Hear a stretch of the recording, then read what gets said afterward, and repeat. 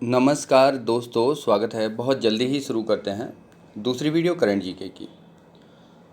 ब्यास नशे में नाव चला रहा है। ब्यास नशे में नाव चला रहा है। 2021 की शुरुआती मार्च तक की परीक्षाओं में यही प्रश्न आएगा। ब्यास नशे में नाव चला रहा है।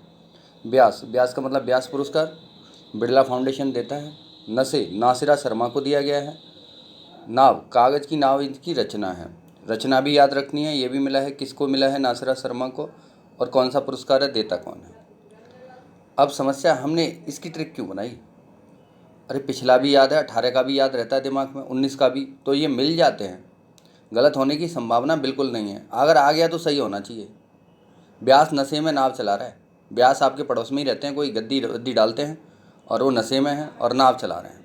नासिरा शर्मा और कागज़ की नाव। आगे चलते हैं। ऐसे ही यहाँ देखिए, बेला 2 दिन से भूखी है। अब वैश्विक भूख सूचकांक 2019 2020 का दिसंबर के बाद आएगा, तो कोई टेंशन मत लो अभी। तो अभी यही आपको याद रखना है। यूपीएससी, यूपीपीसीएस, बीपीएससी, आरएएस सब तब तक एग्ज़ाम हो जाएंगे, यही आएगा। पहले ये याद रखना है कौन जारी करता है।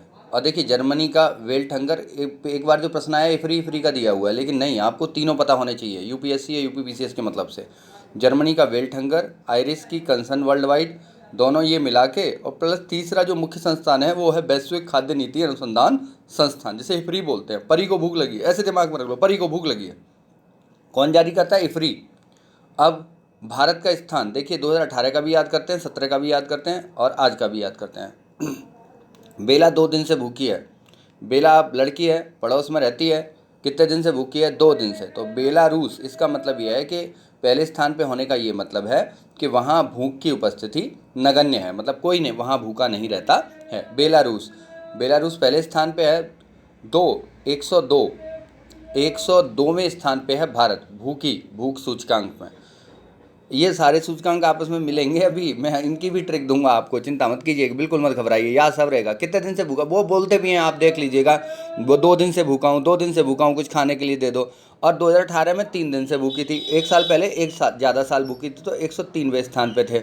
और 2017 में तो भूखी थी ही नहीं, 100वें स्थान पे थे, क्योंकि अभी 2017 का एक पूछ लिया गया है 2019 वाले में। अच्छा, एक खास बात और है, ये ना बड़ा आनंद देते हैं जब आप मेंस में लिखते हैं। ऐसा कुछ फंस जाए आपका तो 2-3 साल के सूचकांक पता हो तो डाटा आपका बड़ा मजबूत हो जाता है। आगे चलते हैं। साहित्य अकादमी पुरस्कार।